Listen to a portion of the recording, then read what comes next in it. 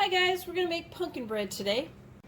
In a large bowl, I'm going to put 2 3/4 cup of all-purpose flour, 2 teaspoons of baking powder, 1 teaspoon of baking soda, and 1/2 teaspoon of salt. And this is 2 teaspoons of cinnamon, ground cinnamon, 1 teaspoon of ground ginger, 1/2 teaspoon of ground clove, and 1/4 teaspoon of ground allspice. I'm going to whisk this together and I'm going to set it to the side, and then we'll work on the wet ingredients.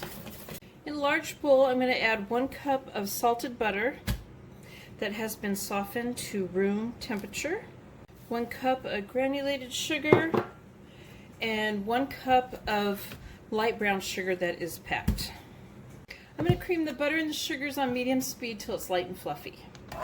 I've added 3 eggs and I'm going to go ahead and mix this really well. And now I'm adding 1/4 cup of applesauce and I'm going to mix that in. So I've added 1 cup of pure pumpkin, 100% pumpkin, it's not pie filling, and I'm going to go ahead and mix this in. So now I'm going to add the dry ingredients and I'm going to mix it just until moistened. You don't want to over mix it. Start it off on low. Okay, so I have 2 8x4 bread pans that I have greased and floured, and I've divided the batter up between both of them.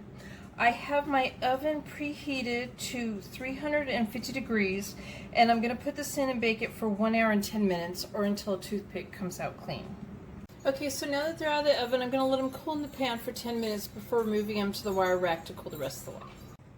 So there's my pumpkin bread. I hope you guys like this recipe. Please give it a thumbs up, and thank you guys for watching.